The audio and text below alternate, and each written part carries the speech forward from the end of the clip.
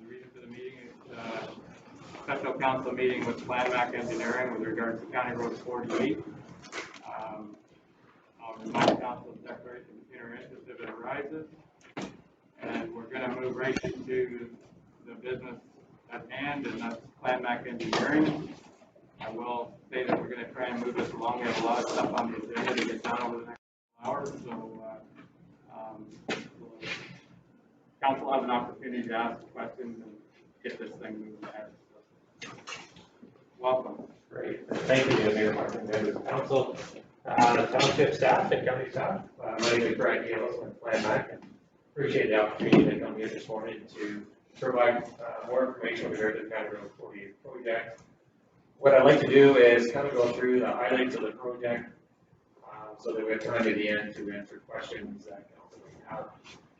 We have drawings here that kind of will help guide the discussions as necessary to kind of overlay the County Road 40 Ottawa Street work, and also have drawings of design drawings that are prepared today for County Road 48. So in the next comes up, we can hopefully have information that we can answer the questions that you may have. So first of all, I'd just like to provide a very brief overview of the project itself.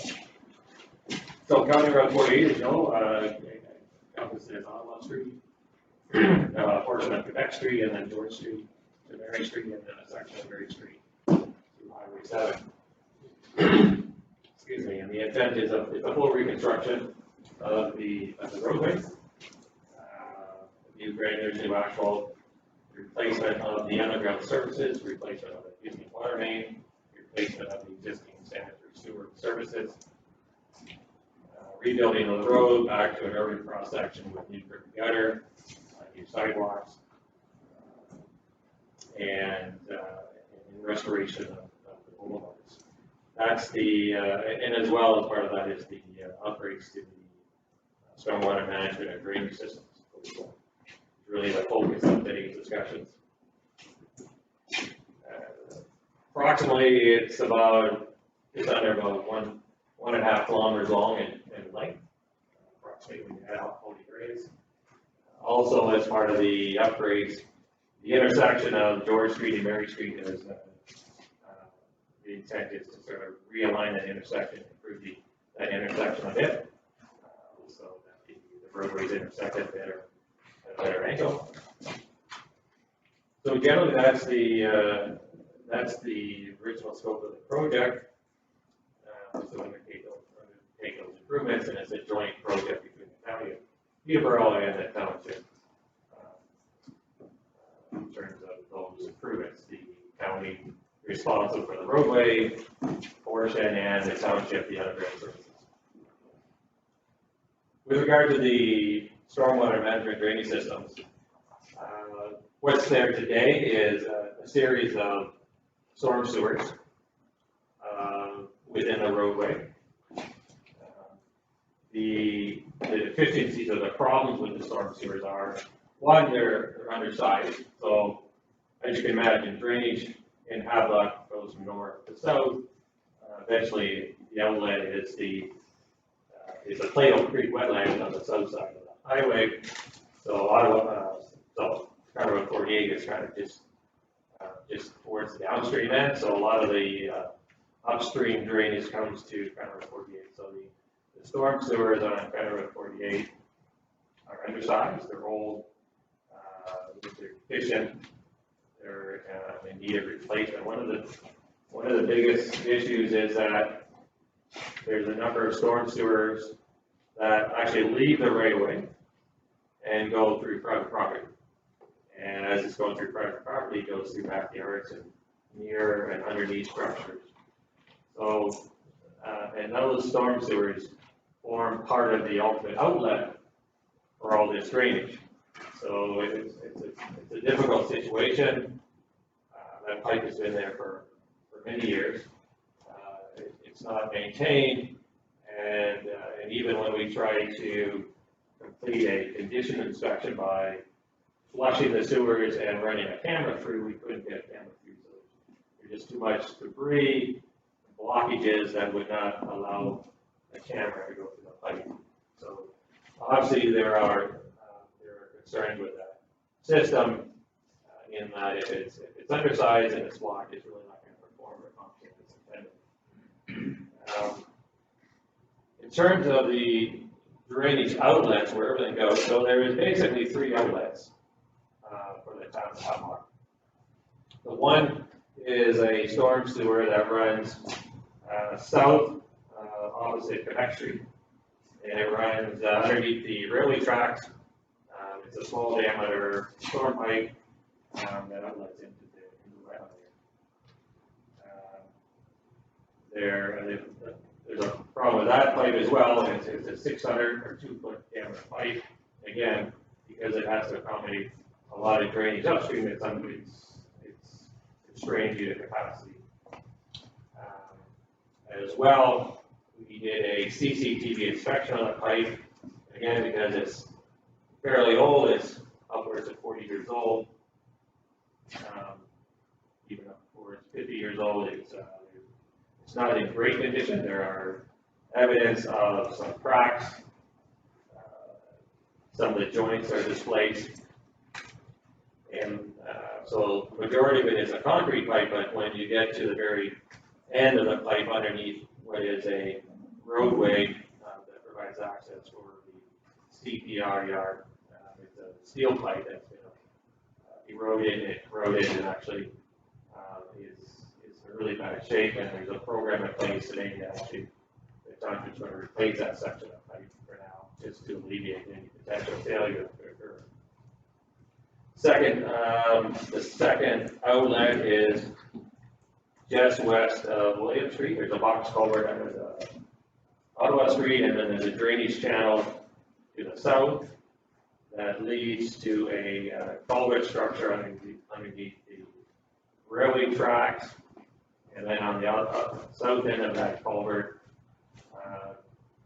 as you get to Industrial Drive, there is this combination. There's a storm sewer system that picks up the drainage and takes it to a ditch that eventually outlets into Rotary Park Pond. And then there's also an open ditch as well that picks up some of the drainage and again conveys it to the wetland swamp.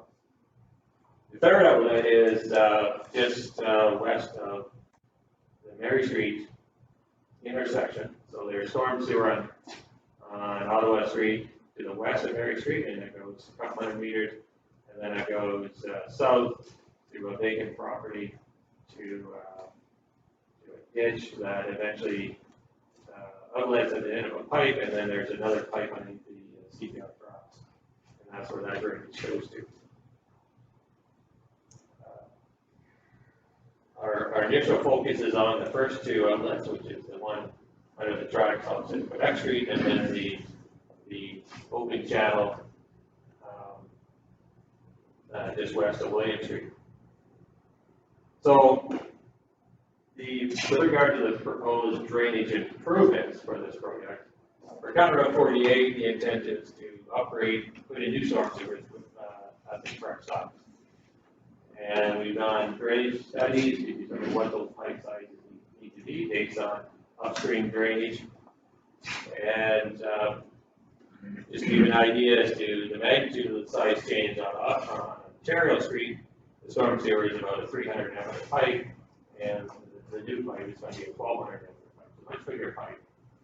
As you get onto George Street, again with the cyclists connecting into it, the pipe sizes are not quite as big, but they're anywhere from 600 to 750 diameter pipe. And again, the existing storm sewers are generally at 1 foot diameter, and so the new pipes will be 2 to 3 and sometimes 4 times larger. Again, to accommodate the drainage flows that are coming into the system. So the intent is to alleviate and reroute the drainage away from the storm sewers that go on to private property. Idea being keep all the drainage within the municipal right of way, capture it into new storm sewers, and then bring it south to a new storm sewer on Ottawa Street. And so that would be a large diameter trunk sewer that would run within about the middle section of the eastbound lane on Ottawa Street. And it's about a 1,200 to a 1,500 diameter pipe that would then pick up the drainage, and drainage from Quebec Street, Oak Street, Orange Street, and Mill Street. Those are the connections that would come down on County 48, tie into the new larger storm sewer, which would then convey water easterly to this box culvert crossing and this open ditch on the south side of Ottawa Street, located just west of William Street. So that's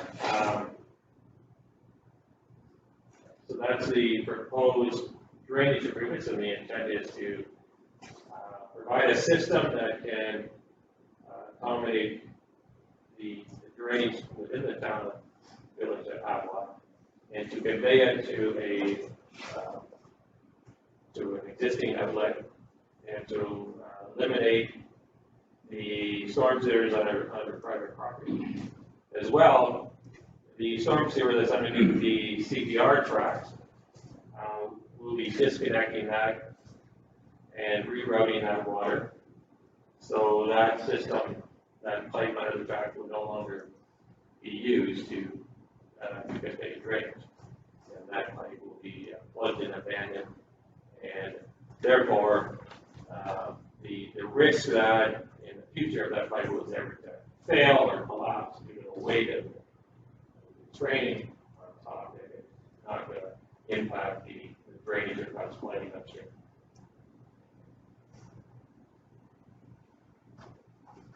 Just before you go, what's the location of that? Like where does that run from? The one that's not going to be used anymore, that runs into the tracks. Right. So that starts on the south side of Ottawa Street, just opposite Quebec Street, and then it runs directly south to the wetland, south of the CPR. And that's about a 100-meter long section of pipe that one of our concerns was the impact to the upstream drainage area, or upstream drainage in that pipe would have collapsed. And replacing that pipe would be very difficult to do, and plus be very difficult to put a pipe in that would be big enough to accommodate the drainage flow. So that water will be diverted where? So that would get picked up now into this new storm sewer on Ottawa Street, and convey easterly to this ditch, open ditch on the south side of Ottawa Street. Okay. Thank you. Brad, that's the pipe that runs in the middle of that eastern. That's right. Eastern lane. Yeah. So the idea is to pick up all the drainage, and then put it into that trunk sewer, and send it to the open channel on the south side. Now, one of the challenges or problems with that is that when we outlet into this existing ditch, it goes south a short distance, and it then goes to a small concrete arch structure underneath the culvert underneath the road track. We've done an analysis of that culvert structure, which is owned by CPR, and we found that structure was never designed to accommodate flows that it's seeing today. So it's hydraulically deficient. So, and as a result, the township staff are noting that at times, even under today's conditions, that there is flooding upstream. So there's a backwater effect caused by that CPR culvert that causes water to back up. It will back up through the box culvert underneath Ottawa Street and then flood the lands on the north side of Ottawa Street, and which could actually affect the vacant lands that are owned by the township, plus some of the residential properties or homes on the north side as well. So that's a problem. Peter had a question there too, or a comment.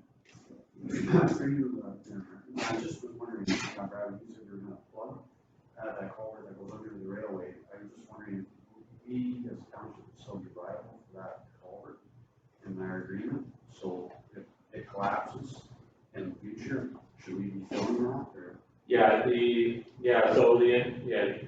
Would be, I believe that that's a piece of infrastructure that the township is responsible for maintaining. What we would probably do is to fill it with, plug it, and then abandon it by filling it with a sand slurry or some material so that in the future it wouldn't necessarily collapse. Certainly that would be the intent, would be to try to prevent that from happening. That would then cause an issue for the township to repair that.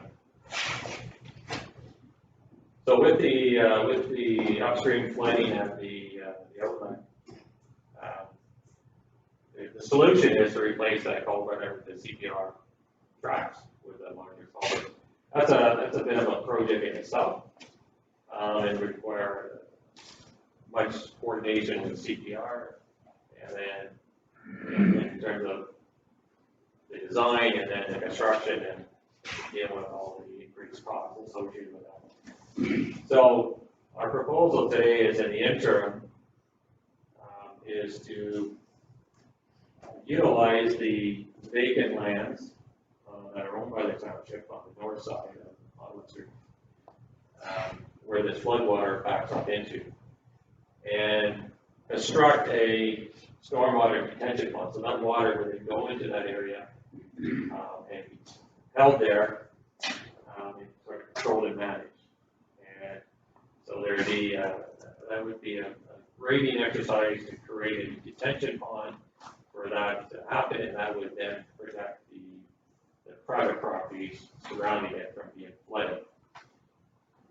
We see that as an interim measure in the sense that if in the future we continue to move forward with looking at the option of replacing the culvert under the CPR tracks, and if that were to be done, then I mean that's the ultimate best solution is to replace that culvert with a larger structure that can then convey all the floodwaters, and that would then alleviate the need for the detention pond on the north side. So we're considering an interim measure which could then be converted back to vacant or building lots in the future. So it's not necessarily a permanent thing, provided that an agreement could be reached with CPR to replace the deficient culvert underneath their tracks. And with regard to that, there is some expectation that there could be some cost sharing opportunities because they have to maintain that structure. That structure is a very old structure, and eventually it's going to require maintenance. And so there could be an arrangement made between the township and CPR to look at the design and construction of a new culvert crossing. Brad, is that a possibility of doing that now without the interim measure? Well, we can certainly continue to pursue that.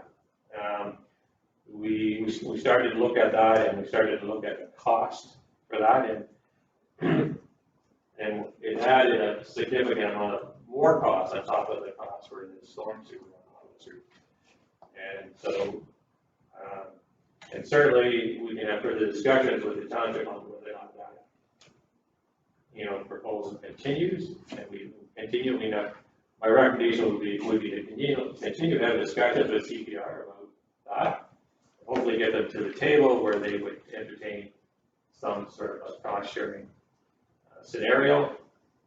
And if it came together at the time that we were ready to move forward with the work for the storm sewer on Havelock Street, it could be done at that time.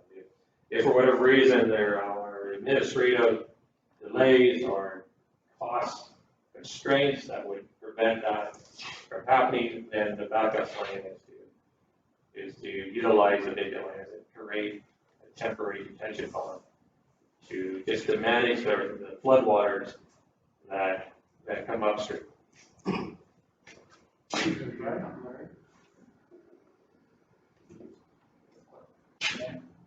Okay, Brian? Has there been consideration given to oversizing storm sewer in order to provide storage, or is that an option that was considered as opposed to stormwater flow? Well, So the storm sewer, the new storm sewer, is a rather large storm sewer itself already. And we're just barely able to provide a gravity system within the roadway with just barely enough cover on it. But yeah, but part of the problem is, like even under today's condition, there's a number of, there's the box culvert, and then there's another outlet sewer that is connected to this drainage ditch. And when it backs up, water goes into it. So even with the new storm sewer system, the backwater trap could go into the new storm sewer, as well as the existing box culvert and the other storm sewer that is just directly to the east. Yeah, thank you. Gary? Yeah, now I see on the diagram there you got the retention pond. So the water comes down, there's no way it's gonna get through, like everything's funneled to one spot now. I can't see, it's like, trying to shove a brick, in a round hole that's only this big around. And then you got a retention pond to the north, on the other side of the highway. So the water will back up there. We have two houses right close to there too. So how deep is the retention pond?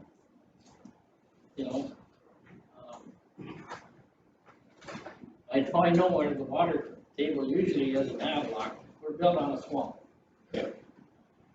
So I can't see how we're not gonna flood out some people down on Ottawa Street, even with a retention pond, like it's. Yes, and that's a good question. And so we haven't yet gone through the design process for that detention pond, but definitely it would be, fill construction to build berms around it to contain the floodwaters. And we also, at this point, believe we have to maintain, even though there's those storm sewer that comes through private property, picks up backyard drainage and outlets into this area as well, which until we do further investigation of the backyard storage system, we have to maintain, we have to allow that pipe to continue outlet into the area. So there are going to be some design challenges that associated with building that pond, which we will start to look at, or the intent would be to start looking at that in further detail. Right now, we've come up with a preliminary concept for the two options. Our preference would be the box culvert under these CPR tracks. That alleviates the problem, and that's the best solution. And we'll continue to pursue that and see what the timelines may be for that approval, and then what to do with the costs associated with that.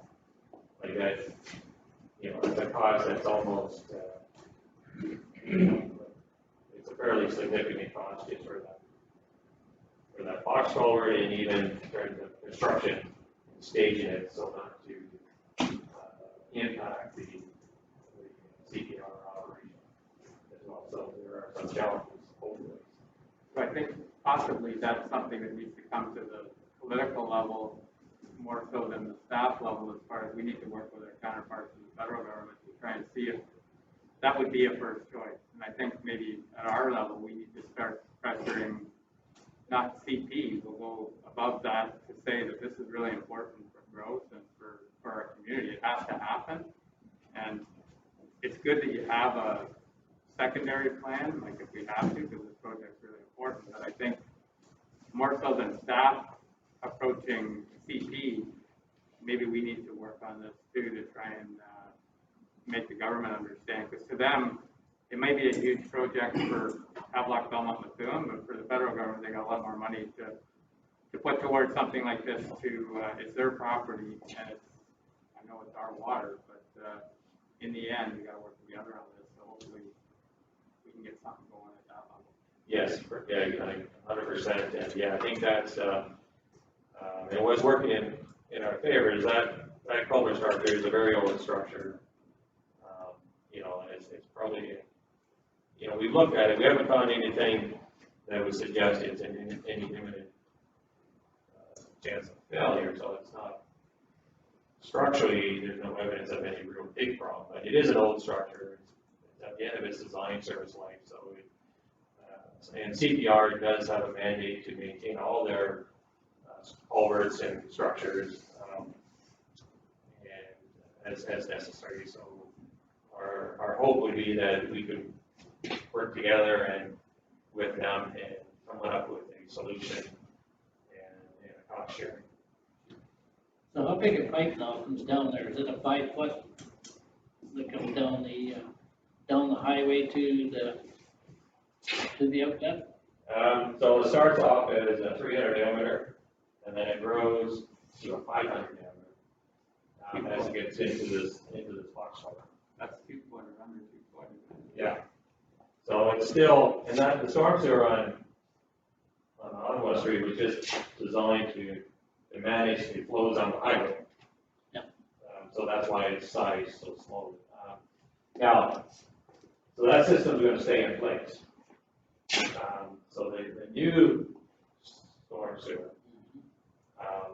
because it's meant to capture upstream drainage and convey it to the outlet, it's going to run parallel to the existing storm sewer, which is going to remain in place. How big a pipe is it? The new one is, at Quebec Street, it starts off at 1,200, 4 foot, and then at the end it grows to 1,500. So 5 foot. That's what I'm getting at. And how deep is that going to have to be? Well, so if you think about it, it's, you know, it's 1.5 meter pipe, you know, we're going to get about, at best, somewhere between 0.6 and a meter of cover, depending on which section of the roadway it's at. So we're going to be down 2.5 meters in the excavation for the pipe. And then I'll get into it shortly about the expectation in terms of groundwater conditions and what we're going to, we sort of envision about that, but that's obviously one of the challenges for this project would be managing groundwater, because we got to open cut and trench the pipe, and we got to create a dry area to place the pipe,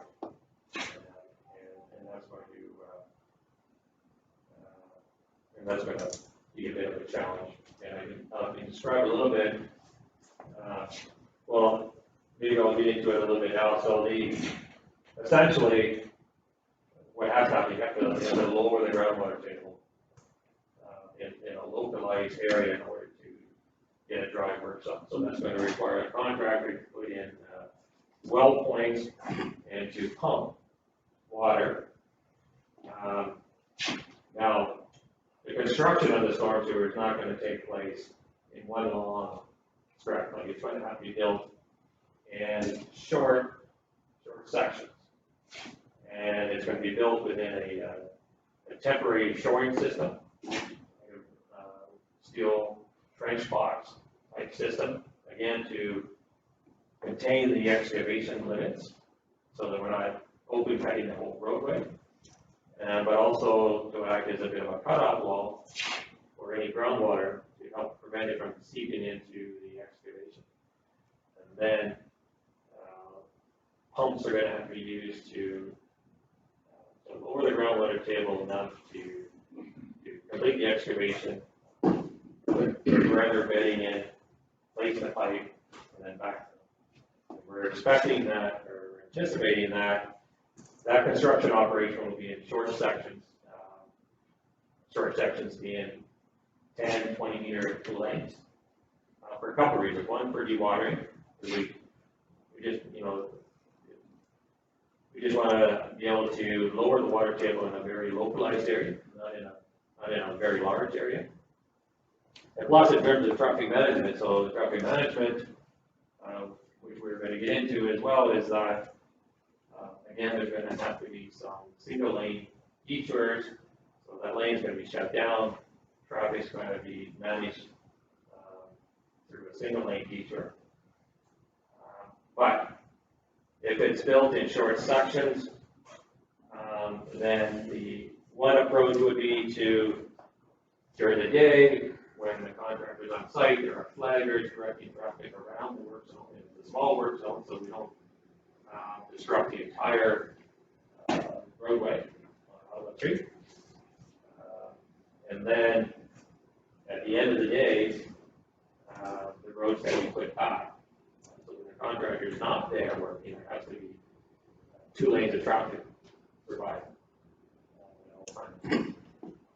The only other way around that would be to utilize short duration or short work zones controlled by temporary signals that kind of direct traffic through a single lane detour. And that could be another option that we'll consider as we move forward into each of the design and preparation of the contract for that work. And 5-foot pipe pole going down the middle of the east lane, my God, that's not gonna leave you much. We might have to close the road, that's all, whatever we gotta do, I mean, Well, you gotta do I'm it. still asking the question, Jim, and, to me, it's gonna be awfully tight, right? Yeah, that's another good question, and one of the plans I have up here shows the work zone and what's left in terms of pavement for traffic. Now luckily for us is that Ottawa Street, it has 2 lanes, plus it has a paved shoulder on the north side. So we can utilize that paved shoulder as detour. So what we're showing on the plan here is that from the south curb line, the south curb line gets maintained. We don't disturb that. That's actually where the existing storm sewer is that we don't want to touch. The center line of the new plan is shown at 2.5 meters from that curb. And then we have in total like a 5 meter wide work zone. And so the trench box or the temporary shoring system for a 1,500 gallon pipe would have to be around 2.5 meters wide. You need enough space for the pipe itself and then on the sides of the barrel of the pipe in order to place backfill. So right now we believe that a 5 meter wide construction work zone will be sufficient for the contractor to work within. And that leaves about 4 meters of asphalt left. And that 4 meters is enough for a single lane detour on the north side. And so during, like I said, during the day, when they're working, there'll have to be signage at flag purpose to direct traffic. Like I said, and with a short work zone, it'll help to mitigate any long delays, so that we wouldn't allow the contractor to have a 500 meter or longer long work zone. It'd be 30 meters, let's say, and that's the area it has to work with, so we're just detouring traffic around that 30 meter, 40 meter area, and that will help to a certain extent with any delays and disruptions as best as possible. And then at the end of the day, the excavation has to get backfilled. In some cases, we can put down steel plates that will allow traffic to drive over onto it. And we put back at least 2 lanes of traffic. If there's nobody going to be there to direct traffic, then we have to have the 2 lanes back. And like I said, if that didn't work for some reason, then we could go with a temporary portable traffic signal system. You see that quite often on the highways today where they're doing culvert replacements or bridge rehabs, where it's a long duration, single lane detour, and that's how traffic is controlled. And some of these ones that are, where you're cross-cutting the highway to get to the big pipe, Yeah, there's definitely gonna be a hold up of traffic there for a while, because so again, those are gonna be, again, short. That's what has all be done in stages, because they can't do it all in one stage, so we'll have to do it in short stages. The other thing that we can look at too is knowing that the peak hour of traffic on the highways could be the first couple hours in the morning, and the last couple hours in the afternoon. We're seeing more and more these days on busy highways is implementing nighttime operations. So you can do the work at nighttime when traffic is less. And that's been proven to be successful as well. So that's another option to help mitigate disruption to traffic during construction. I'm sorry for asking all these questions. Oh, no, that's great. People there for it. Yeah. No, that's, and that's really what the intent of today's discussion was, to bring up these questions and try to provide you with some information so you have a better level of comfort then of what to expect. And I think that's what it's gonna come down to. No matter what, it's a huge project, and we've been waiting to get George Street done for 100 years, and it's never gonna happen until we do Highway 7. So there's gonna be a ton of obstacles that we're gonna have to work through, but it's gotta be done. I think that's the bottom line here, so. Bob? Yeah, through you, Mayor Martin, can we just clarify, sorry if I missed it, so the traffic disruptions, what length of time are we talking about here? How many weeks, or how long does that go? Well, this is a big project, and it's, so this entire project, 148 on North Street, will now be one big contract. It'll have to be broken down into several contracts. Counter 48, it's all tied to budget or funding. So for instance, for Counter 48, it's a big price tag. It's a big contract that if funding came forward and money was there, then it could be one big contract, but it'd all be staged and phased. But when we submitted for the IT funding in January, we have $3 million was the cap for funding. Counter 48 is upwards of $10 to $15 million cost.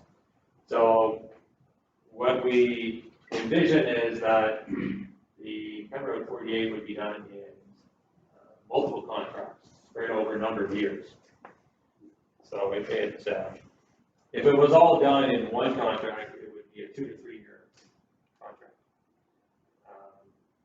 If it's spread out based on funding, and, that could get spread out to 5 to 8 years, depending on, again, like when we're very hopeful that the application for government funding that was submitted in January will come through, and that'll allow the first phase of the work to be done. What we think the first section of road to be done would be George Street, maybe Quebec Street, and George Street from Quebec Street to say Warren or Hope or whatever that dollar amount would carry us. That would be the first contract. So the number one priority would be to repair or reconstruct George Street in the downtown section. That would be the first one. And then subsequent contracts would be developed for the remaining sections, and sort of measure that the next contract might go further east on George Street. Ontario Street, is not probably would be one of the last roads to get rebuilt. We expect. So timelines, multiple years.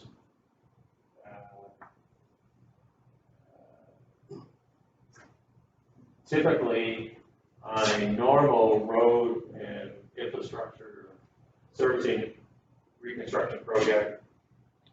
We get the bulk of the work done in one construction season. And we may defer surface asphalt, to the following year. So typically, 1 year to 1.5 years for a typical manageable project. But kind of reporting much bigger project, so it would be multiple contracts over multiple years. Hard at something here.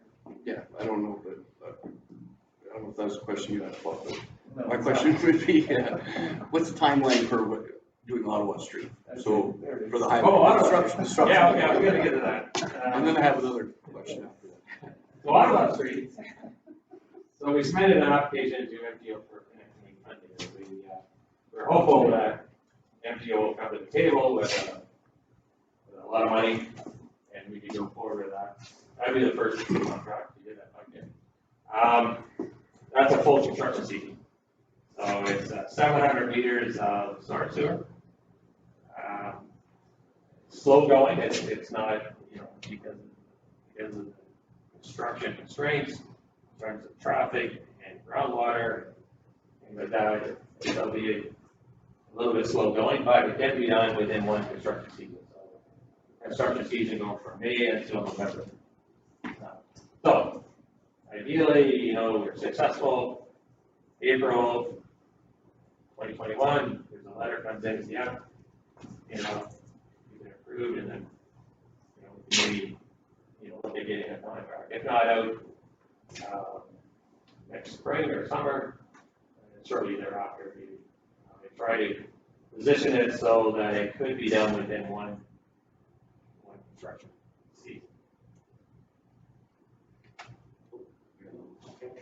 Yeah, you said something a minute ago that kind of worried me. You said that as of now, we received $3 million in funding towards a $15 million project. We've applied for. So we haven't even received the $3 million. No. So So my question would be, moving forward, we're talking about doing all these upgrades. Are you telling me that there's a possibility we could do all these upgrades in 2-3 years from now, be sitting here just waiting for funding before we can move ahead? Because I don't know about the rest of council, but I was under the impression that this was getting done, not that we were sitting here waiting for more grant money. All the other grants, this is the way it's been all along. So. Well, that's not the way it's been said, at least to me. I don't know, maybe I should go to more county meetings, but. That's really, so it's dependent on the budgeting process for the township and the county. So I should mention that I kind of read for you, there is cost sharing. Well, I understand that. I'm just saying, I thought that the parties that we had their ducks in a row in terms of what was coming. We've been at this for, as you said, 100 years, so I don't know why we're getting to this point.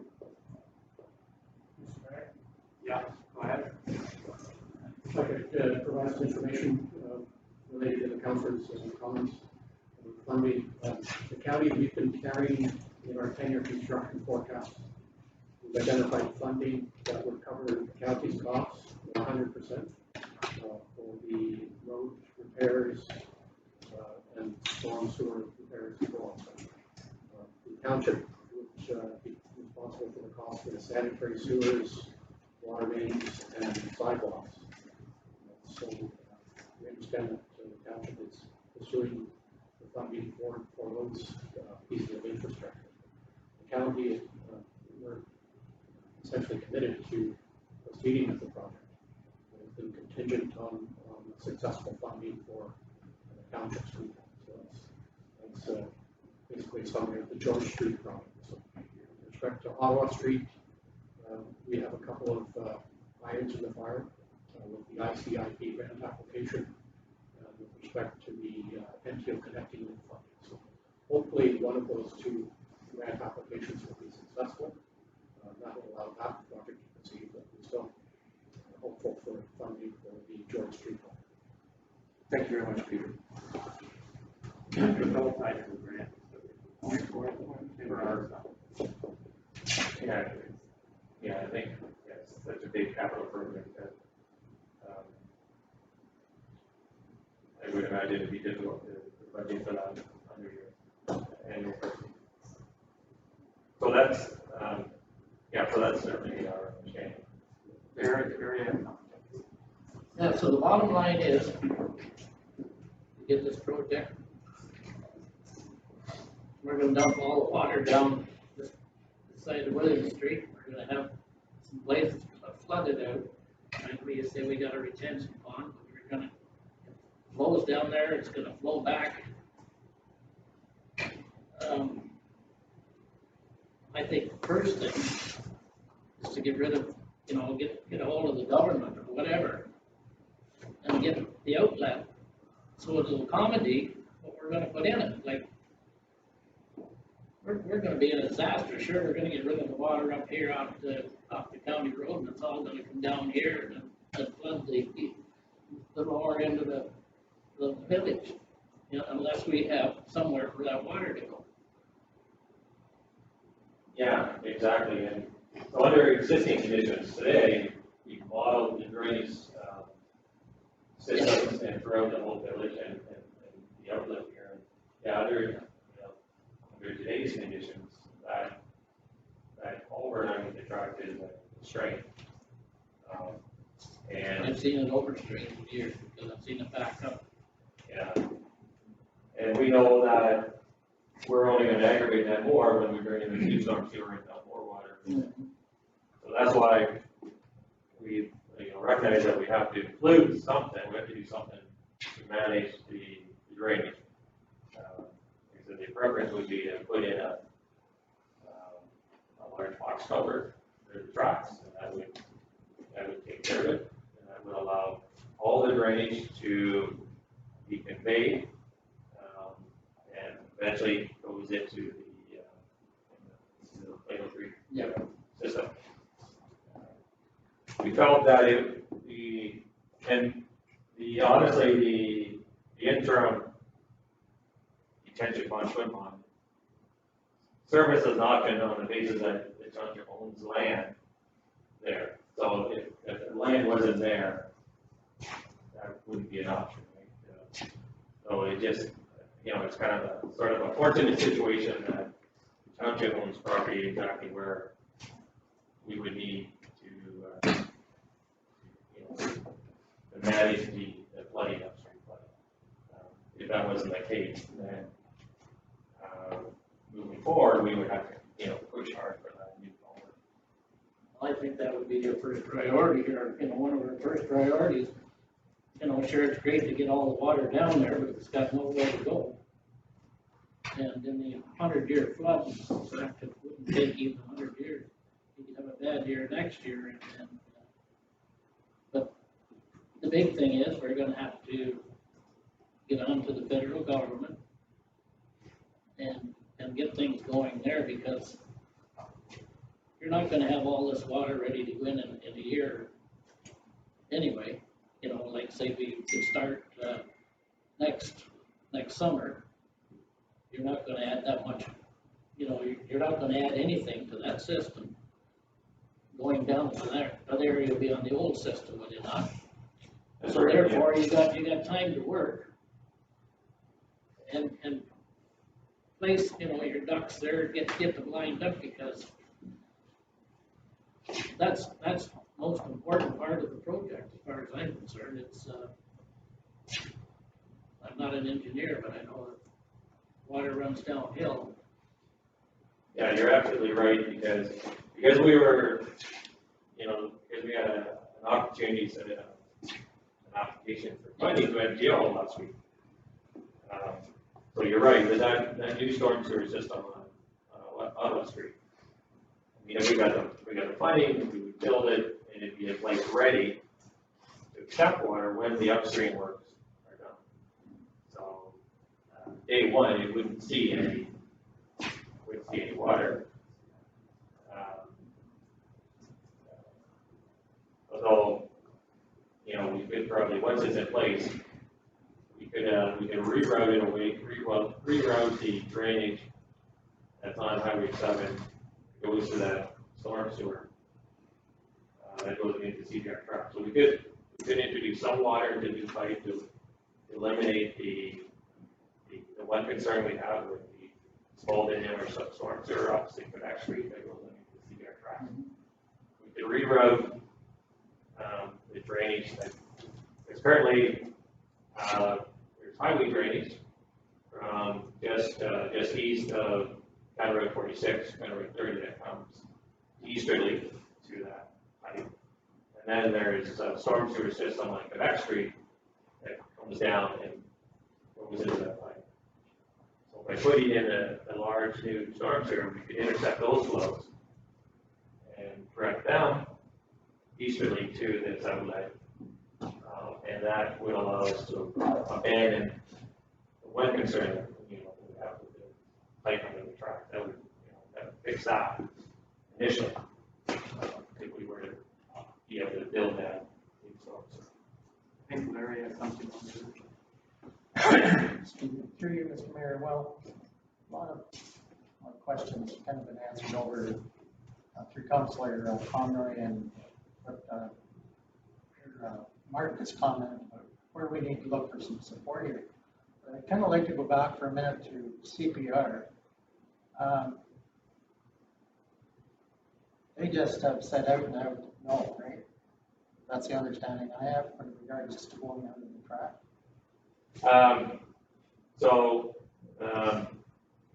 No, what CPR said no to is we were going to propose a new storm sewer on their land to avoid having to construct on Ottawa Street.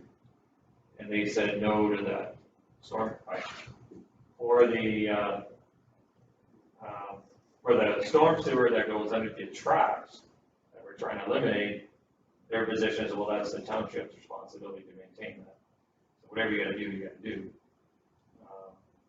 For the But you culvert, also, sorry for interrupting, but you also commented that they do have a responsibility. for the culvert, so the culvert structure under the CPR tracks further to the east, where this outlet is that we're gonna dump into the open ditch. So that structure, we've advised them that we've looked at it and we determined that it's hydraulically efficient. And their initial response back was that should the township wish to replace that culvert, then they'd have to enter into an agreement, much like the agreement that's in place for the storm sewer opposite Quebec Street. So, the only question they didn't ask or answer of ours was, would you cost share, or what would be the cost share? So, if the township said, yeah, we'll go in, we want to go in today and replace that culvert with a bigger box culvert, and we're willing to pay for it, CPR would say no. They'd probably say, okay, well, tell us how you're going to do it, and we'll have to develop this agreement, where you're going to look after all the costs, you're going to maintain it, and, subject to our review of your design, we'll let you go in. So doing that would eliminate the concern, as Councillor Pomeroy has indicated, creating a flood zone. Yes, yeah. So I think that's gonna be our first priority. I think Peter's got something there. Yeah, perhaps we could invite council up to see the drawings, pictures with 1,000 words. Yeah, Could we provide certainly, some more detailed explanation on? I think that's why we're having it here today, is to look at some pictures. So, let's look at what's there, and that'll maybe help us understand it better. Yeah, because I'm probably bouncing around to different areas of the project, and, it might get a little bit confusing. I think you're hearing loud and clear that our first priority would be to get under the railway track with the outlet, and that's gonna be up to us to try and push it at our level. And unfortunately, when we made the submission for the Connecting Link program, the MTO would not allow that to be considered. MTO said, look, if anything within the road corridor, we'll consider.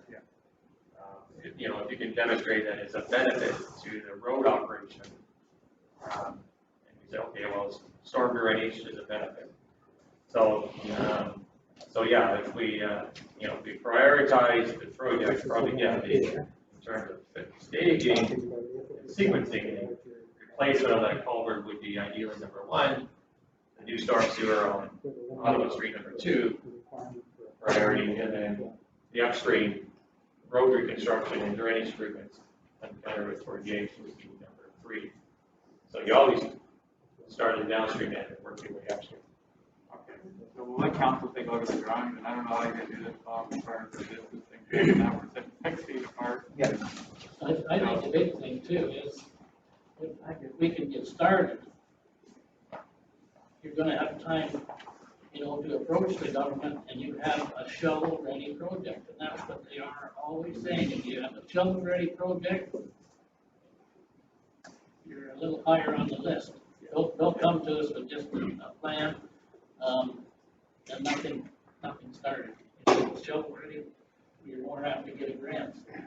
So Peter, you could feel council into really what, So we've got an aerial image on the plan view of the entire project. yeah, I think I can tell that really well on the, like, individually, trying to keep it.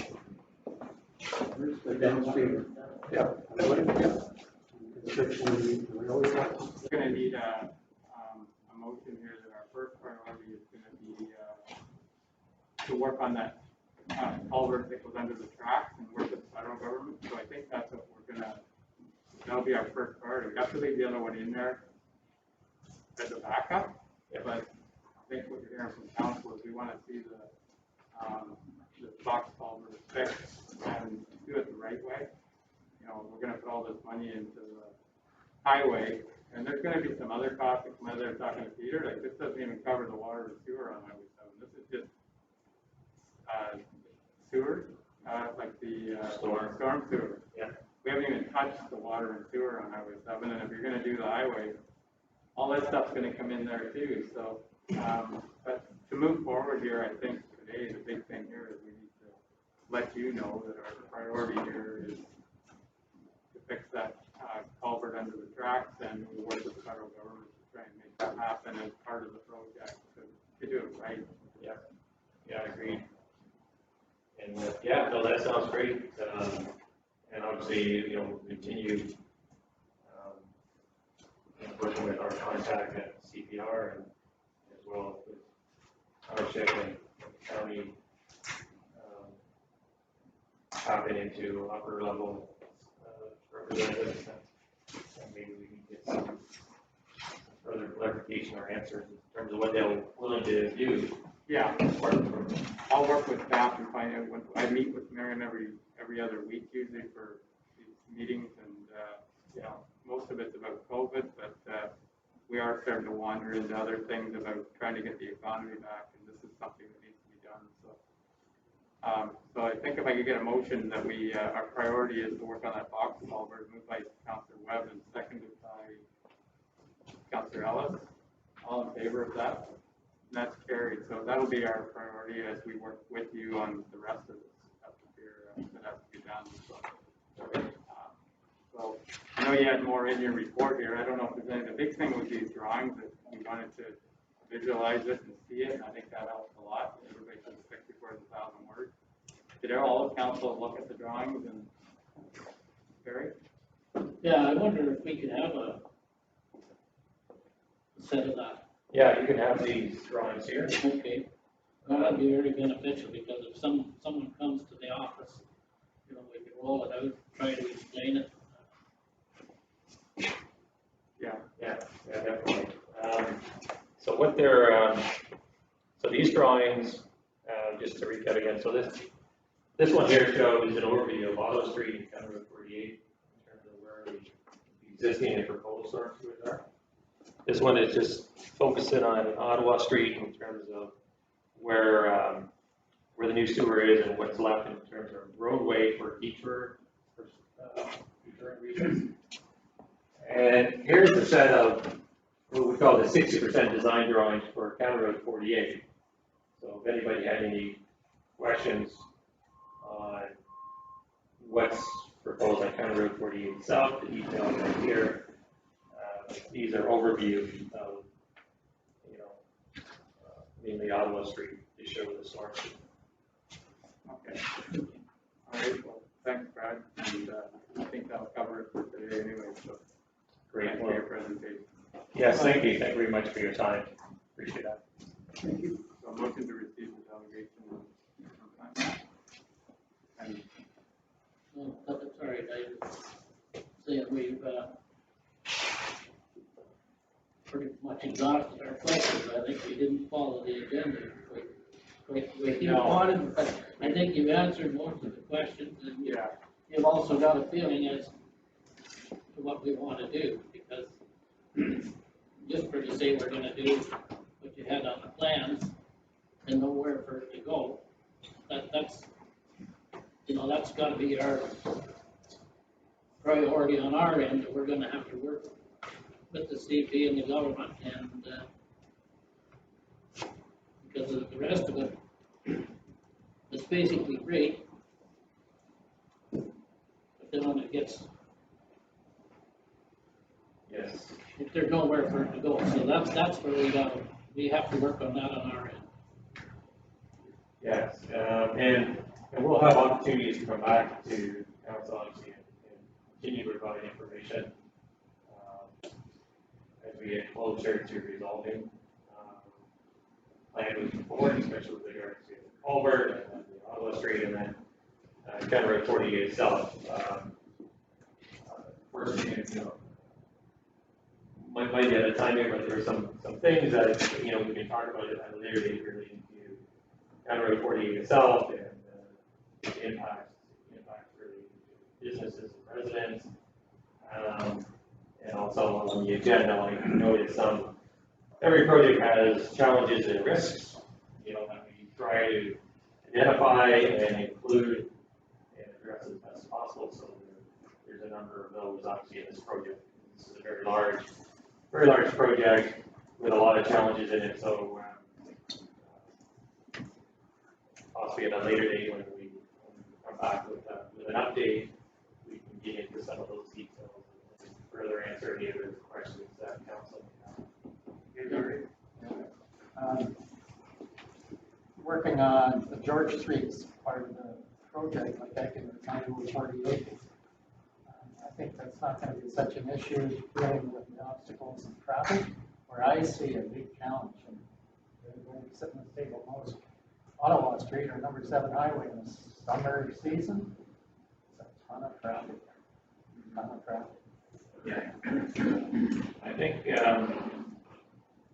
yeah, and that's something that, as we move forward, in terms of next steps, I mean, we'll be moving forward into, right now we're just in conceptual preliminary stages, and we'll be advancing more into detailed design, and that's where a lot of these other issues will be dealt with in a more detailed manner.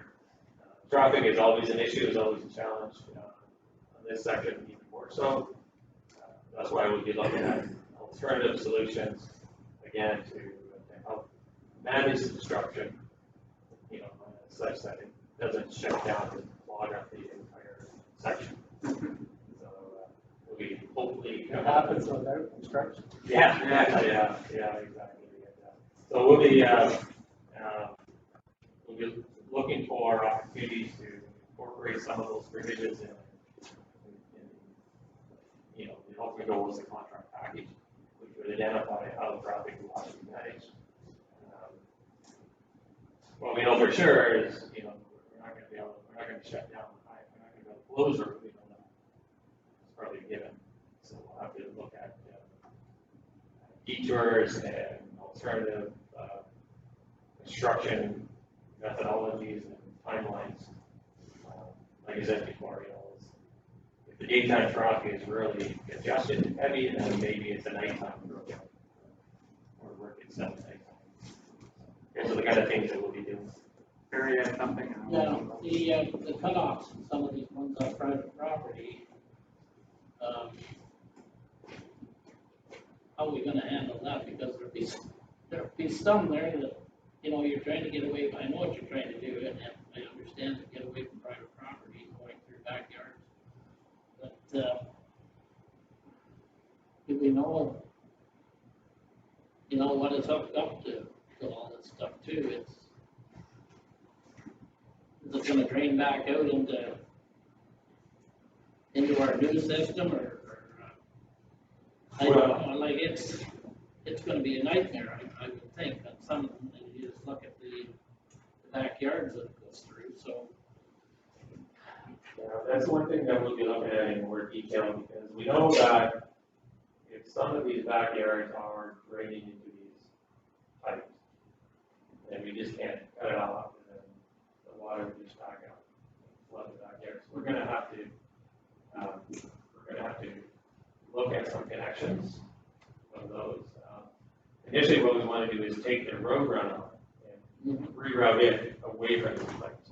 But we know that, you know, when there's a cross pipe coming through the properties that's crossing a municipal road, then we're gonna have to make a connection there.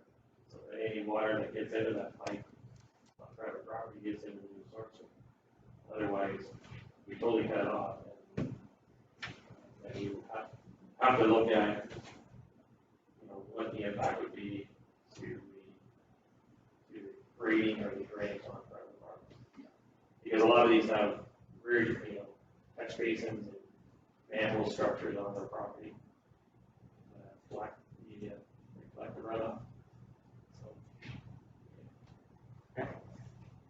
All right, then, a motion to receive the delegation. Looks like Deputy Mayor Durrell was seconder. Anybody want to second it? Larry, did you?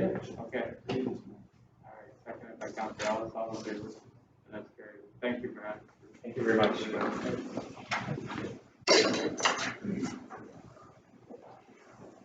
Next delegation, Peter Nielsen, with regards to the Burnt Bridge and dispatchery.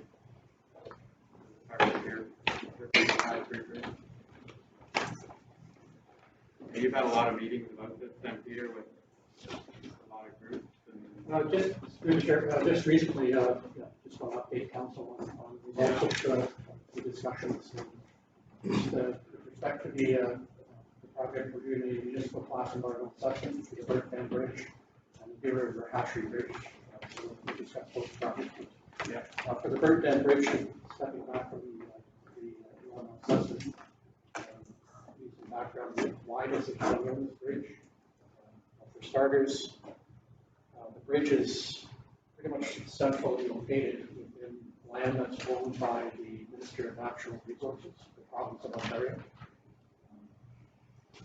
Our bylaw, which was passed in 1927, that uploaded bridges greater than a 20-foot span on township roads. So the county operates 153 bridges, and about a third of those are situated on township roads. With respect to the Burnt Dam Bridge, it's not on a public road. It's in the middle of Crown land. So essentially, the township road terminates this location at the southern limit of the M&R property. And then you have, it's basically like the driveway into your house. You have a driveway going into the M&R lands. And in 1969, a bridge was put in place on the Burnt Dam. I believe the bridge that's there now is relocated from another site, just by the age of the structure. So it's an old pony truss structure. So why the county owns this bridge in the middle of Crown land, not on a public road, I can't tell you. That's the situation we're dealing with. So there's no question that the M&R owns the dam. There's no question that the county owns the structure. Through the class environmental assessment process, we're looking at a number of options. We're looking at replacement. So the estimated cost to replace the bridge is $750,000. Peter, do you want the wireless more? Do you need this? No. You're okay? All right. So the rehabilitation of the bridge, which would basically rehab it to its current load posting of 5 tons. So there's really no net in the structure. $175,000. Retirement, and that's basically closing the bridge, pulling it out. That would cost estimated at $120,000. The option to repurpose, essentially repurpose it to not accommodate vehicle traffic, it's accommodate pedestrian traffic, ATV traffic, snowmobile traffic, to improve that structure, approximately $85,000.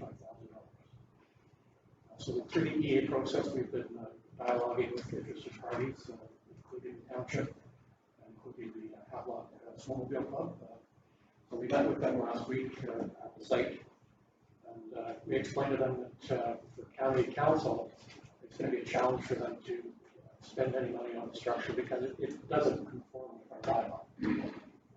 But no question, we do own the bridge. So it would probably be more favorable for county council to consider a partnership deal that could be negotiated with any number of parties. And that was the purpose of the meeting last week with the Havelock-Belmont-Methuen to discuss just that. And they were, at the end of the meeting, they were pretty pleased with the discussions. What we did learn was that the trail, it's numbered E107. That snowmobile trail has been in place for about 50 years. It's one of the oldest trails in the province. And it's recognized by the Ontario Federation of Snowmobile Clubs. So they administer snowmobile trails across the province. And that trail, as part of the snowmobile, the OFSC trail network, has to meet their standards for maintenance. So that includes trail groups. There is a trail group that crosses over this bridge in order to maintain the bridge, the trail to provincial standards. With respect to replacing the bridge, County Council has adopted the Canadian Highway Bridge Design Code as the design standard for all of our highway bridges. This bridge is currently listed at 5 tons.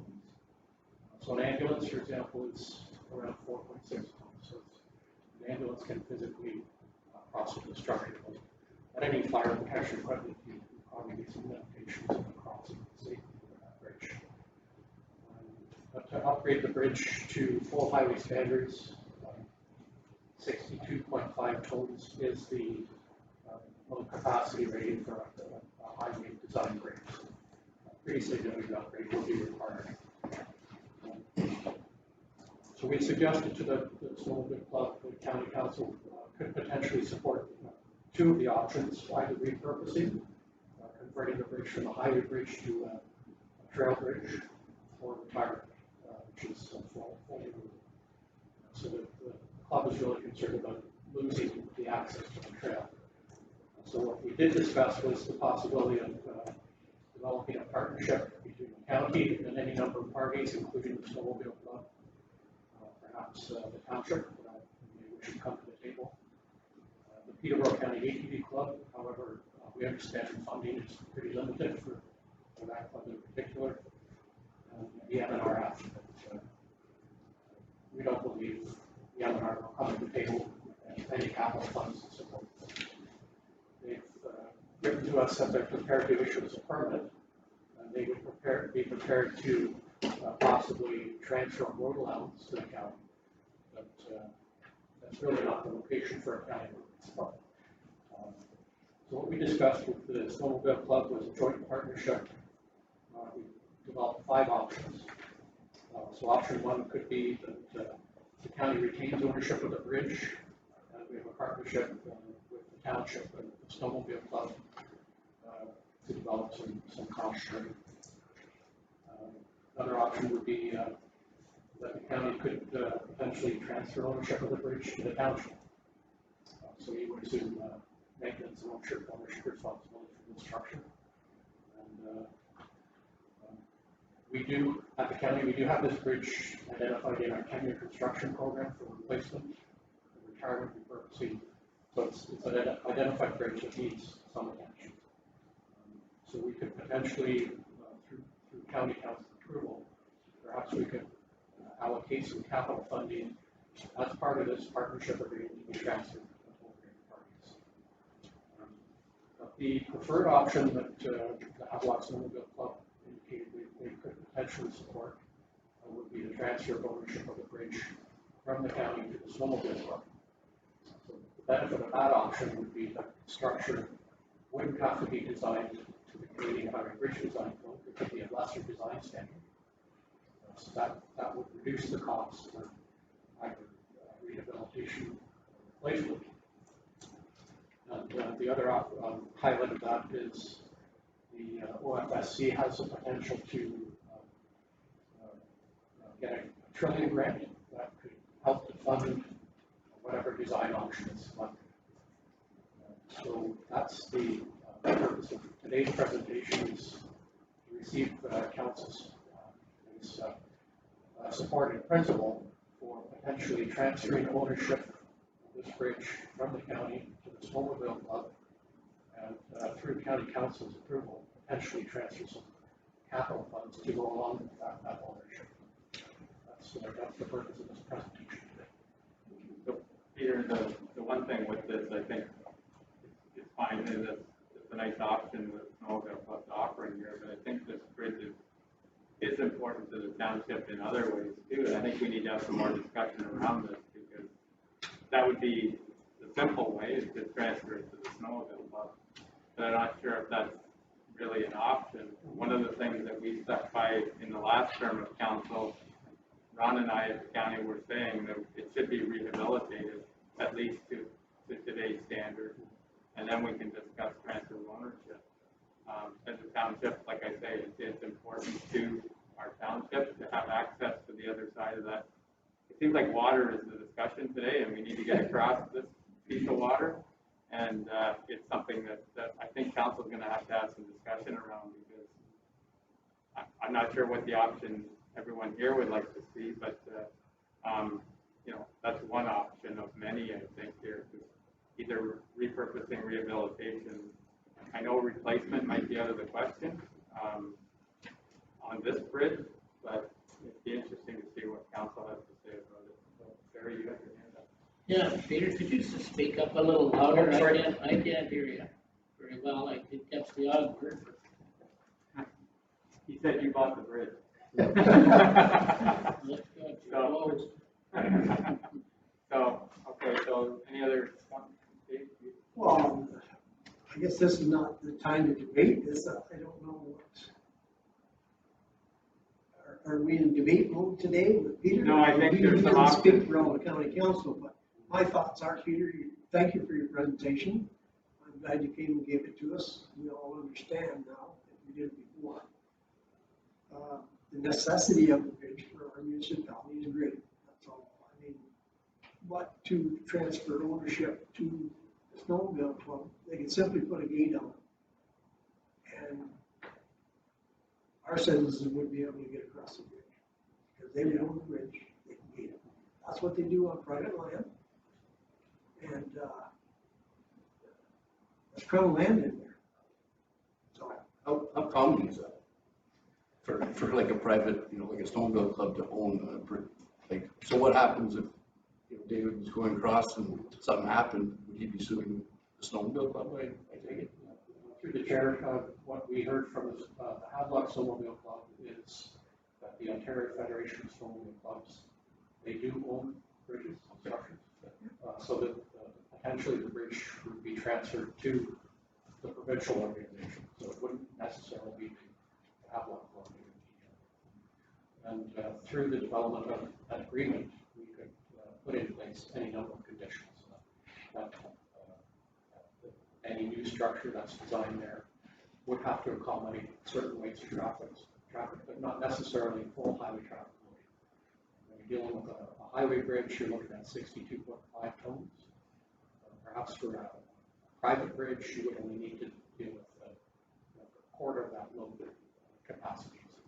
So there's a number of options that could be developed.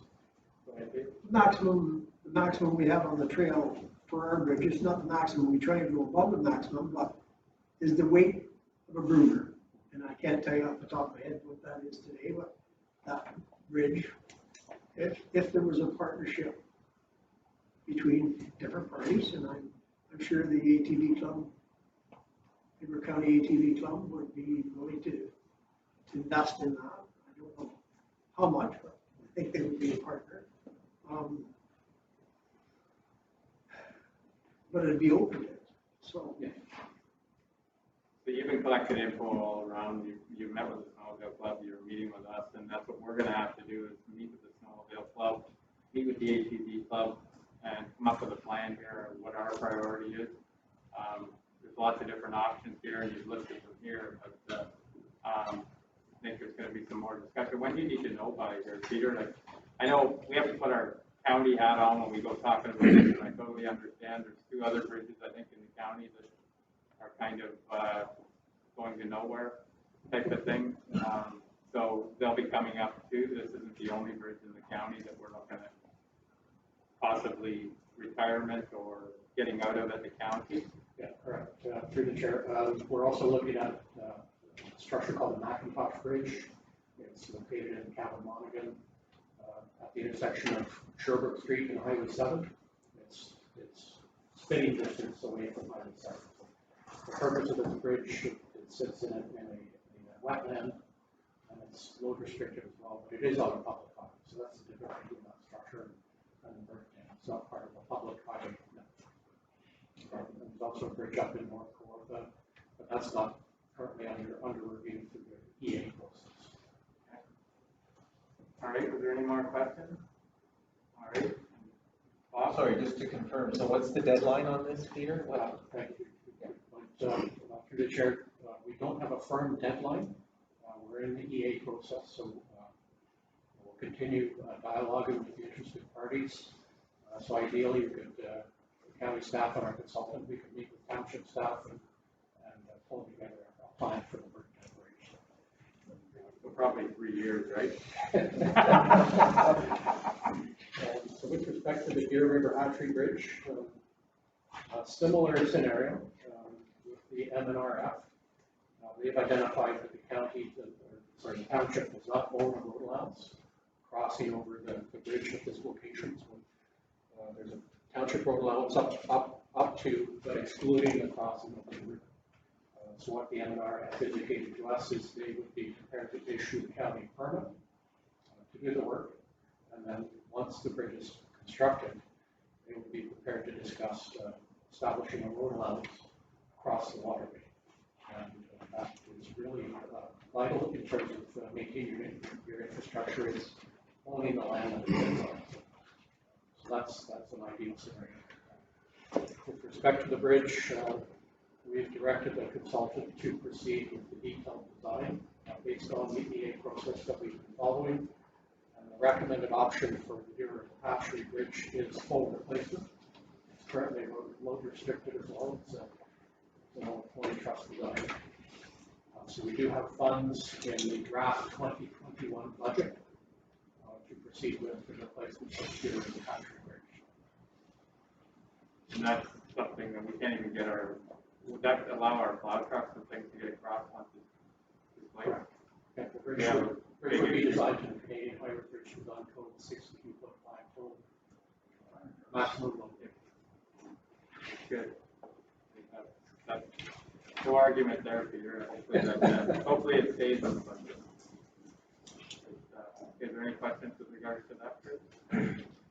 I was just going to say, thank you very much. It's nice to see you driven over the Deer River Bridge many times during its rehab stages, and it's nice to see that it will be finally replaced there it should be. It sees a lot of traffic, and in the future that area is going to continue to grow, so we're going to see more. And kudos to the mayor and the deputy mayor for getting this done, so thank you very much. Well, I've got to get through the budget first, but there again, don't tell, it's not done yet. Let me take that back. I'll comment in a couple months. Yeah, leave it for a couple of months. Larry, go ahead. Just, if I could through you, Mr. Mayor, just to flip back to the Third Dam Bridge for a minute. Just a question. Safe-wise, is it structurally safe for the handle the weight, traffic weight presently? Through the chair, it's load rated at 5 tons. So it is posted. And again, an ambulance can safely travel over that structure. 5 ton rating. Lumber truck, fire truck, that would be questioned. So the new bridge would be up to what maximum capacity would that be? Right down. Or sorry, no. I cut back a bit. Sorry. Yeah, the other one would be 62. Yeah, okay. So, okay, any other questions? Go ahead, Dave. Peter, while we have you here, it would be okay if you give us a quick update on the North River Bridge, where we stand. Through the chair, good question. The North River Bridge, the contract is very near completion. The final work of asphalt was placed last Friday. Pavement markings are down on the completion. So we just finishing installation of the steel and guide rail fencing around the area. And after this meeting today, I'm actually going to review the efficiency list that the consultant has. It's essentially complete. Thank you, Peter. That's good news. Good news. Yeah, I was up there on the weekend and all the neighbors around there were just saying there's such a polite group out there and they've had nothing but good experiences with them. So that was nice to hear. So anyway, it is coming along really well. So anyways, okay. All right, so motion to receive this delegation moved by Councillor Hart and seconded by Deputy Mayor Giroux. All in favor? That's carried. Thanks, Peter. Thank you, Peter. Thank you. All right. The next item on the list is Dave had an item here for County Fever off-road vehicle study. Through you, Mr. Mayor, thank you. Bob and I actually had some paperwork that I forgot, so. But we have discussed this. This isn't to do, as it says on our thing here, Peter County off-road vehicle study. Peter County is in doing their transportation master plan, and this is part of it. And we've been asked as a township to give comment on the ATVs, side-by-sides, RVs, and so on the county roads. As you know, today, as we stand today, there's only parts of the county roads that are ATVs are allowed on. These, and they're wanting input. What our township thinks going forward. Is council happy with asking the county to consider all county roads such as they are in other counties, Distance County? Are you thinking perhaps the construction on County Road 48, when it does happen, that it will kind of construct ATVs and parking traveling on that portion of the road? Now, I don't want to get off topic, but council has to have a meeting in regards to ATVs, side-by-sides, and so on, and look at our own bylaw. So I don't want to confuse you on this. This is county, and Bob and I have to get together, CEO has to get together, and this has to be by Friday. So this meeting couldn't come at a better time. So I would like council to give us some kind of input on whether you want to stay the status quo, ask the county to expand in order for us to make the paperwork out and comment. We thought it would be best to come back to council and hear your thoughts. So at the very least, we'd like to keep it the same, but I always like to ask for more, and then the worst they can do is go back to the way it is now. But personally, I sometimes see that some of the county roads, like having just certain ones open, is causing more problems for policing in the end. But it's up to council, you know, what you want to see here. I don't think we want to go backwards in this, but go ahead, Jerry. No, I don't think we should go backwards, but, you know, it's a certain few that spoil it for the rest. And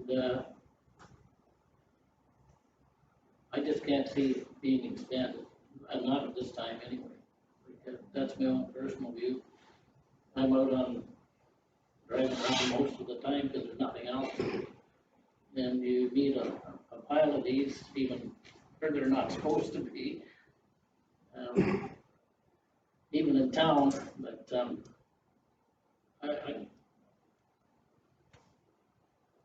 I just can't see expanding it myself personally, because it's, like I say, the bad ones make it bad for the good ones, and no doubt this last year has really stressed us. We never had any issues until this year, and this year has been a challenge to really support this. So I totally understand what you're saying. Go ahead, Larry, and then Art. Well, I guess I'm kind of leaning towards the expanding part of it because what you'll notice in our municipality, not in the village, but in the township, the areas that are open and the areas that aren't, the ones that are trying to get from point A to point B, are cheating, and they go like hell, trying to get around and get to that next point. I just think sometimes it's better to expand than the people that are using them, legally or illegally, from point A to B, don't have to do that crazy run. And yes, as Councilor Pomeroy's indicated, there's those that spoil it for everybody, and you'll probably never eliminate some of that. But I think the thing of expanding, people know they can go from here to there legally, so they take their time and they go. Where presently, you see it. They're going like hell trying to get from one section to another, and not where they should be. Yeah, Sometimes expanding is better than restricting. we've heard that argument before too. So, Art, go ahead. Yeah, I think a lot of the problems we saw over this past summer was basically due to COVID and a lot of young kids not having anything else to do, right? Yeah. You're always gonna, as Barry said, you're always gonna have your troublemakers.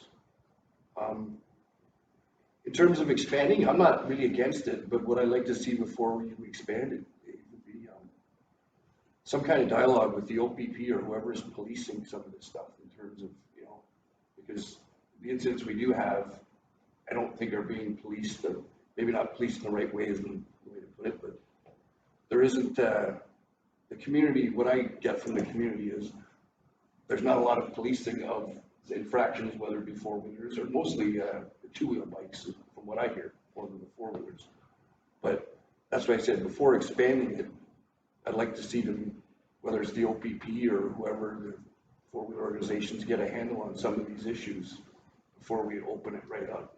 Because I can see a couple of these things maybe getting out of hand, but in terms of expansion, hey, we live in a rural area, that's what people around here like to do.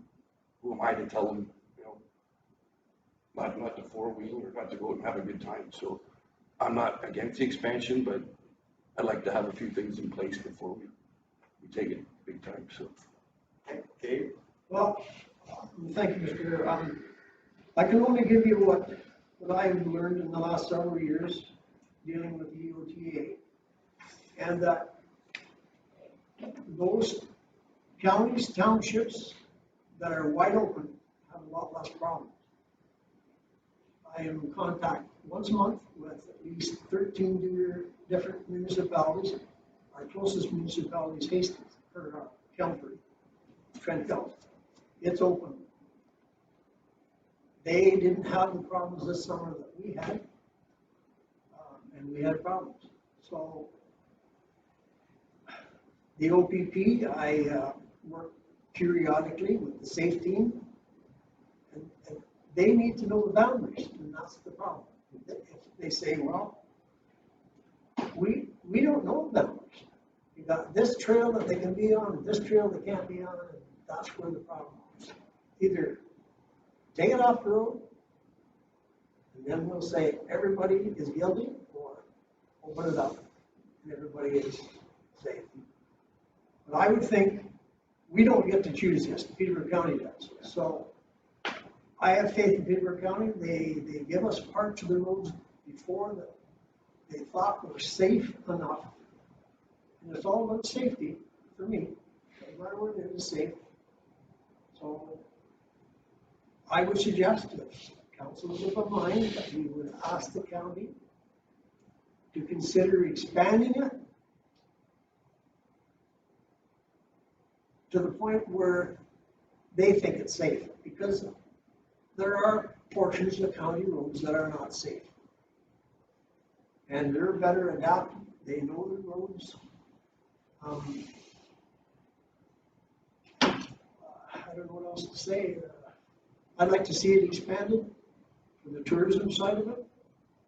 And like I said, we're going to have to really talk this winter, coming up shortly, with the Matheson property, or the off-road motorcycles that are on the roads.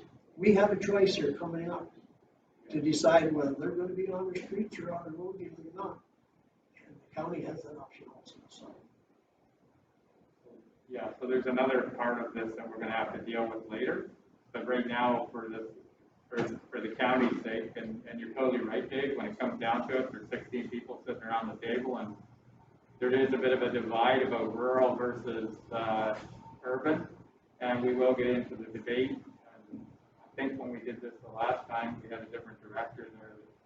Maybe this director would like ATVs more. I didn't want to say that, but I'm looking at him sitting there, but go ahead, Grant. Thank you, Mr. Mayor. Some of you may not know who I am. I'll take my mask off so you can see who I am. My name is Grant Murphy. I'm Director of Infrastructure Services of the county. I'm nonplussed when it comes to ATVs. I'm agnostic, so the will of the people. But obviously, we need to balance safety and liability issues, and I know there's been a lot of work done in the past to evaluate our road network at the county, evaluating it to see whether or not certain roads are safe for this type of activity. With changes to the regulations at a provincial level, obviously all townships, municipalities have to consider how they're going to manage ORVs and instituting bylaws. So we actually, just to give you a brief update, we have embarked on our transportation master plan, as Deputy Mayor Jerome has mentioned, and we started that at the beginning of this year. Mayor Martin is on our committee related to the steering committee on the TMP. It's broken into two parts. One is the transportation master plan, so the road network, and the other part is the ORV or the ATV bylaw amendments and updates. We met with our consultants, as a matter of fact, yesterday afternoon, to review the consultation components related to ORV and ATVs. It's going to be as well, I'm sure everyone is aware of, it's a complicated issue because you've got different opinions on both sides of the fence on this. So that consultation started in the fall. We had an online survey that was completed. Our consultant is looking at the consultation process, in other words, how we're going to deliver that in this world that we now all live in. Most of the work that we'll be doing from a consultation standpoint will be online. So we don't have the details worked out, but we're going to be bringing that to the steering committee at the end of November to review what steps we're going to have in place. So our consultant's working on that component. So from a county perspective, obviously we have a series of roads that are currently accepted here in your township. We have a series of locations. And I think at the end of the day, we do have to keep in mind that we have to protect the safety of the users as well as the liability of the county. Balancing those two things is a real challenge. But I guess from my perspective, personal perspective, I personally have never ridden on an ATV, so I can't judge that, but we listen to the folks that are in the community and see if there's a compromise or a balancing act that we can achieve. So I look forward to hearing more about it. Thank you, Deputy Mayor Giroux, for your comments on that, and we'll certainly be in touch with the townships over the next several months, because we're aiming to try and get resolution on our master plan as well as the bylaw. We're targeting for June of next year. So thank you. Thank you, Grant. So I think moving forward, it's up to council here. I'm listening to, we all have a little bit of a different opinion, and we know it has been a hard summer with regards to ATVs. But to move forward here, I think it would be probably best if we could look for more than less, but that's just my opinion, and it's up to council. I'm going to leave it up to you. We need a motion today so Deputy Mayor Giroux can get this, the message forward to the county, and where it goes from there doesn't mean it's going to happen. There's a lot of people around the table there that it may stay as it is, but What's your thought? Yeah, I think, through you again, Mr. Mayor, our CEO will, and I will sit down and try and pen this out the best way we can. He's a lot more efficient at it than I am, so, if he wants to comment, now would be the time. I think we would just do it generically to ask the county to consider if there's any possibility of opening up more, and maybe we will suggest on the maps that were provided, a couple of roads that we think we could expand on. We're thinking that the liability and the safety would be okay with the county. How's that? Okay, Bob? Would that work, Bob? I think there's two parts to this, so after this, I would like to see if maybe we should get this either in the same motion, but the regulation side of things is gonna have to come back to council too. We have to deal with that, so we can keep that separate for the next meeting, but that's gonna have to come out, because then we can deal with, our own regulation and the Matheson property and all the other things that are around that. So just for clarification, council, today is about county roads. Just the county road. County roads only within our township. That's what we're being asked to comment on. And asking about expanding. Down the road, we will talk about our own roads, municipal roads with our own bylaw, and we can talk about Matt's property, et cetera. That'll be part 2 of this. That's right. So this part here is Dave's making a motion, and we'll have to see if we get a second. We're just offering up comments. Well, no, we're gonna make a motion here, if anybody, like, what you would like to see, and then you can vote on it. I don't know if there's a seconder to that motion, but. Well, just to answer Councilor Webb's comment, that's correct. We're commenting on the county proposals regarding county roads in our township. That is correct. So the motion is to ask to the copy county. said letter, or the motion is to, about what is gonna go in the letter? What's going to go in the letter? Okay. That's the motion. It's a motion to send a letter to the county to look at expanding what we have now with regards to ATVs on county roads. So, Barry, go ahead. Okay, if you wanna expand it,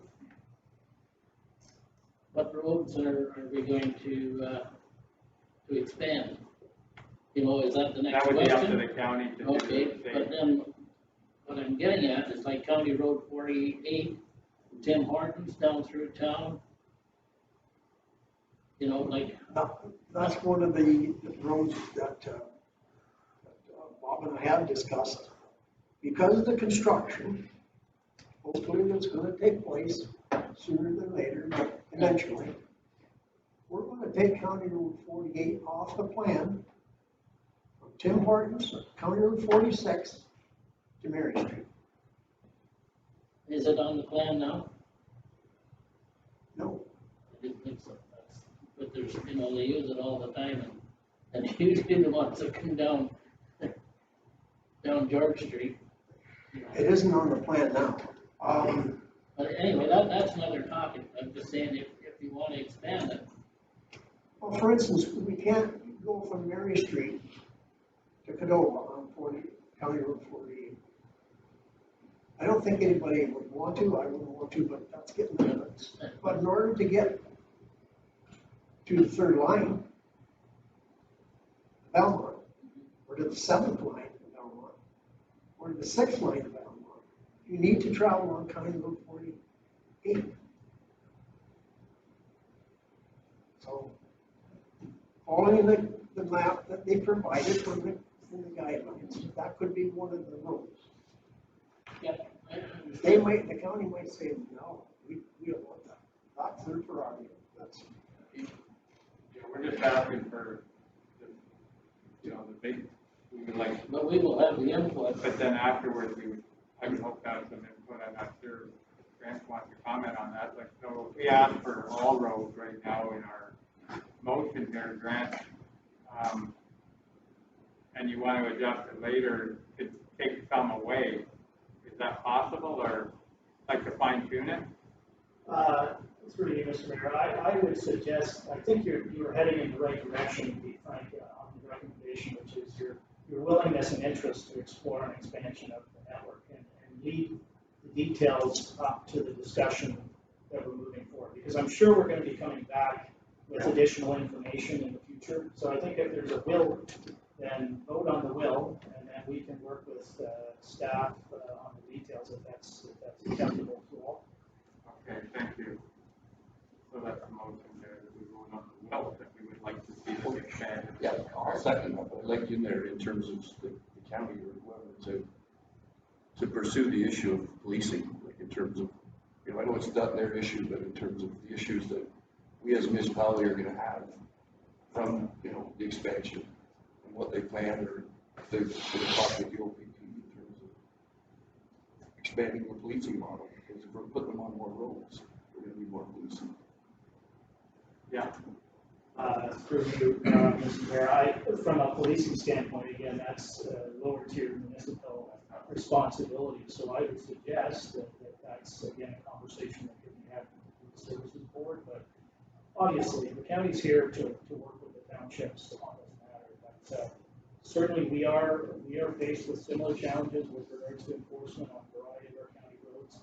But again, ultimately, the relationship is with the lower tier municipality and the police services board. That's not within the county's purview per se. Larry? So, I know what is being asked here, brought forward from our municipality. We're in agreement to request expansion. When the county has done their thing, then we would get that information as what you're proposing in our municipality for county roads. Through you, Mr. Mayor, well, obviously, this is a broader conversation with all of county council. So the work that the consultant is doing is identifying potential amendments or changes to our ATV bylaw. That may or may not include changes to the number or types of roads. It may just simply be amendments to the wording within the bylaw related to extreme vehicles or the allowance of dirt bikes on roads as an example. So the list of roads may or may not change, depending on. But again, through the discussions over the next few months, if there are specific sections of county roads that are of some interest to the township, then we'll discuss that. But I think that's, again, I don't want to say yes or no. I'm being a good politician perhaps here, but is that there's going to be certain conditions we're going to have to look at on each of those roads. So as an example, are there wide enough shoulders? And that was an issue that has been discussed in the past. Are the shoulders wide enough to safely allow ATVs to operate on those roads? That's a specific condition that we're not going to wade into the weeds on today, but that would be part of the conversation as an example. Thank you. So the motion was, and it was seconded by Art, that we, the will of the council is that we look at expanding the ATV use on county roads, and that'll just get it moving. And we're going to have some discussion with regards to policing and all those other things with the regulation. We're going to have some discussion around that anyway when we get on to our part of it, and we'll involve police in that side of it too. So we have a mover and a seconder. Sorry, just for clarification, who moved the motion? Dave, Okay, perfect. all in favor of that motion? So, and that's carried, Bob. Got it. So, okay, thank you. And the next report here was, there was a video with regards to our Parks and Recreation Master Plan, and what I've asked Bob there is that, or Bianca, about getting it on our stick that we could view it, sit and watch it for half an hour. You can do it on your own time. It's totally up to council, but personally, I think it's going to come back at our next meeting for the next steps, and we'll see where it's up to council here. If you want to sit here and watch it, by all means. I know I'm going to leave here anyway, so I will pick up my stick later, maybe with a copy of it, so I can watch it for our next meeting. Is that okay, Bob? Yeah, whatever you want. Yeah. So, what's council's thoughts here? Thanks for your time. Peter? Do we have it on the stick now? I don't think it's. No, but we can get it, right? Absolutely, I yes. prefer to have it on the stick. Yeah. Is that okay with council? And then you can watch it, and then we're going to have discussion at our next meeting with regards to it on where our next step is. Is that okay? Yeah, as long as we can get our stick, you know. Yeah. Is that okay, Bianca? But I know you can't send it by email. We tried that and it didn't work. So it's too big of. Okay. All right. regards to the, Yeah, look, that was just for council. it'll come forward at our meeting anyway, so, yeah, so it'll be discussion around the master plan. So today was just to view this, what's there now, so it's totally up to council. You can stay and watch it, or we can, bring it back to our next meeting to work on the next steps. No, I'm good with that. No, I just didn't want to exclude him. Okay.